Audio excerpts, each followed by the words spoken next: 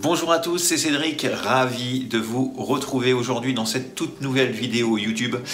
Vidéo un petit peu particulière aujourd'hui puisque je m'attarde un petit peu sur vos commentaires. Et je m'aperçois qu'il y a pas mal de personnes qui me posent des questions et je ne souhaite pas que ça reste trop longtemps sans réponse. Donc c'est la raison pour laquelle aujourd'hui, vidéo exclusive, je réponds à vos questions. Donc si c'est votre première fois sur cette chaîne, et puis que tout ce qui a un rapport avec la voix, le chant, tout ça, c'est quelque chose qui vous plaît, eh bien, je vous invite à vous abonner. Et puis, bien sûr, pour d'autres vidéos que je vais faire dans ce style, n'hésitez pas dans les commentaires à me poser vos questions par rapport au chant, par rapport à votre voix, les difficultés que vous pouvez rencontrer pour que je puisse, dans la mesure du possible, répondre à vos questions.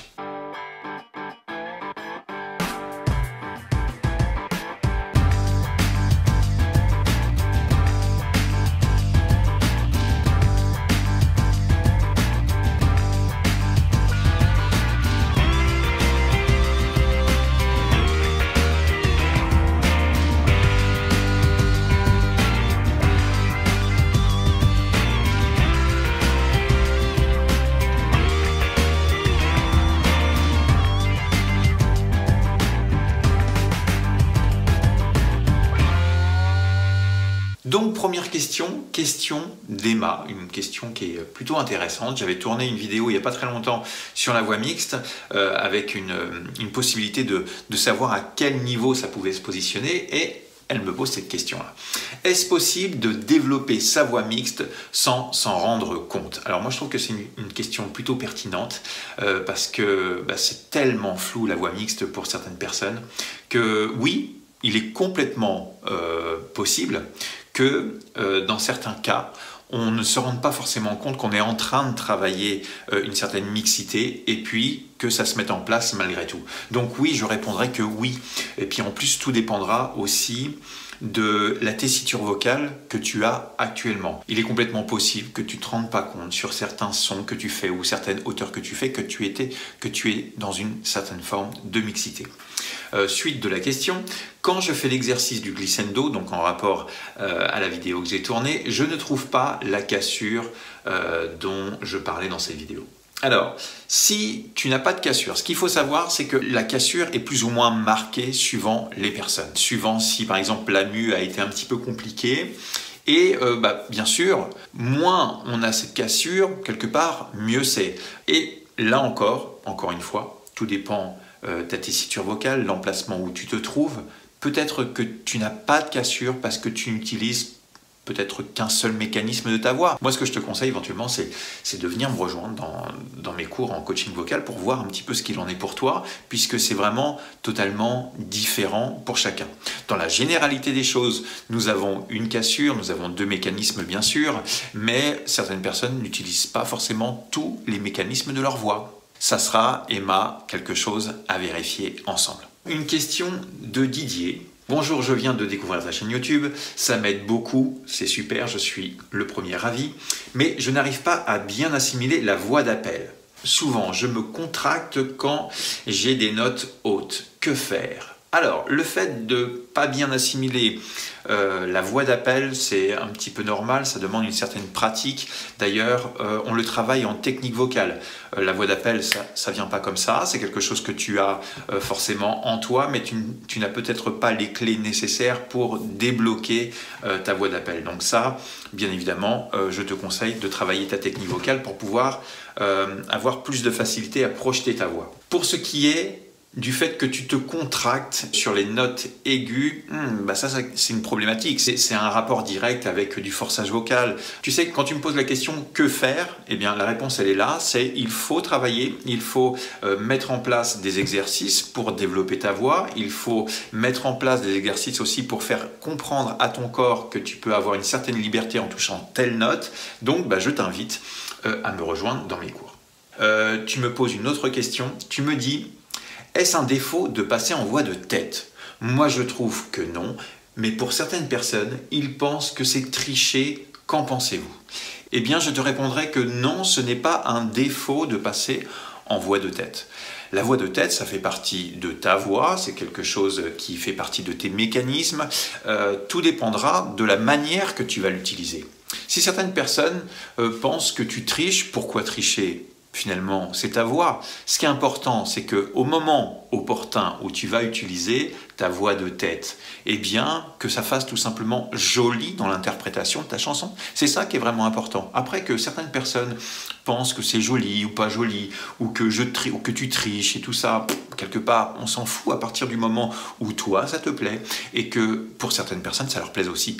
Si ça ne plaît pas aux gens, c'est peut-être que tu utilises ta voix de tête à un moment où ça ne le demande pas, où ça ne fait pas très joli, ou peut-être dans certaines chansons où on s'attend à avoir quelque chose d'énergique, avec justement cette voix d'appel que je te parlais tout à l'heure, et puis finalement on ne l'a pas, et toi tu combles ta difficulté en mettant en place ta voix de tête.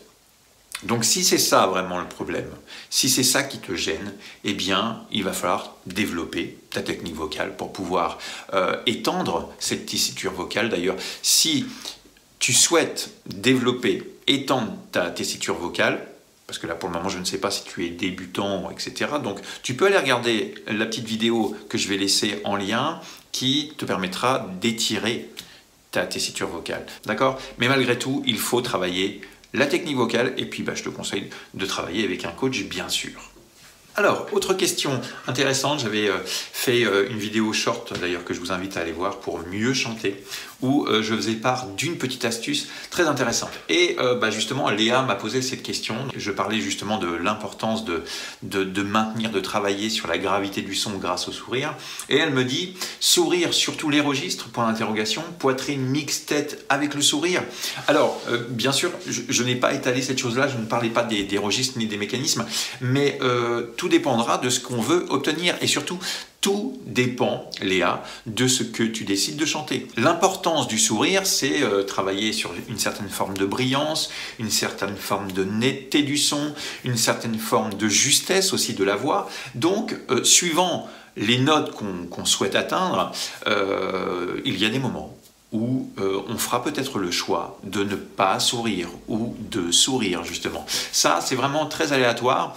Là, ce que j'ai parlé bien sûr dans cette vidéo, c'était quelque chose de très généraliste sur plein d'aspects, mais une chose qui est sûre, c'est que le sourire, c'est vraiment un point super important si vous souhaitez avoir de la brillance, de la justesse, de la tenue de vos notes, et ça sur votre étendue vocale tout simplement. Alors, ensuite, nous avons une question très intéressante de Marceline, qui me dit « Hello, wow, je suis très heureuse car j'ai suivi vos vidéos et ma voix a complètement changé. » Eh bien, écoute, je suis ravi de lire cela. Franchement, ça fait super plaisir. Moi, je suis sur YouTube depuis une dizaine d'années. Si ça vous fait du bien, si ça vous donne des astuces, si vous sentez que votre voix change et que c'est performant et que ça avance, eh bien, c'est super. Vous me voyez le premier ravi. En tout cas, merci de marquer cela parce que moi, des fois, je ne sais pas toujours ce qu'il en est pour vous. Donc, ça me fait plaisir. Ma question, je voudrais vous poser, c'est quand je suis debout pour chanter, je chante haut et fort. Mais par contre, quand je suis assise, ma voix change complètement et j'ai plus de souffle. Qu'est-ce qui amène cela? Eh bien, Marceline, tout simplement, c'est que quand on est assis, tu dois t'apercevoir, tu peux regarder d'ailleurs dans un miroir, est-ce que tu as la même posture quand tu es assise que quand tu es debout? Assise, la posture n'est pas du tout la même en règle générale, donc l'énergie, la force que tu peux avoir debout, parce que tu te tiens correctement avec la posture correcte du chanteur, quand tu es assise, on a tendance à s'écrouler un petit peu, donc on referme nos capacités, on s'enferme un petit peu sur soi, et puis pour le coup, nous avons moins d'énergie. Ça, c'est la première des choses. Tu as une voix moins forte parce que des fois, on peut être un petit peu écroulé. Deuxième chose, ça peut être aussi tout simplement parce que quand tu es assise, tu n'as pas l'appui de tes jambes, tu n'as pas ce soutien. Imagine-toi jouer au tennis et puis que tu essayes de renvoyer les balles en position assise. Et puis ensuite, faire le comparatif à la manière que tu renvoies les balles quand tu es debout. Tu as bien tes jambes, une accroche, quelque chose qui rentre à l'intérieur au niveau du sol, et là tu es en bonne posture pour pouvoir avoir une bonne frappe. Alors, tout simplement, il est complètement vrai que tu vas perdre en puissance, en capacité si tu es assise. On perd un certain nombre de pourcentages quand nous sommes assis. Malgré tout, À force de travailler assise, si tu corriges ta posture et que tu travailles ton soutien, eh bien, tu pourras retrouver une certaine force vocale au fur et à mesure. Il y a des milliers d'artistes qui sont devant leur piano et qui ne perdent pas forcément toute leur capacité parce qu'ils savent exactement comment se positionner sur leur chaise et comment projeter leur voix. Comme je le disais, si vous avez des questions sur votre voix, n'hésitez pas à me marquer tout ça dans les commentaires juste en dessous et je ferai d'autres vidéos de questions-réponses comme ça par rapport à ce que vous me demandez tout simplement. Pour aller un petit peu plus loin, eh bien, je vous invite à cliquer sur cette petite vidéo, là, une des dernières vidéos que j'ai faites sur comment chanter avec émotion. Ça peut aider pas mal de personnes. Si cette vidéo vous a plu et puis que vous aimez bien un petit peu ce concept de questions-réponses, je vous invite à la liker et puis de me le dire dans les commentaires tout simplement. On se retrouve très prochainement dans d'autres vidéos. À bientôt. Bye bye.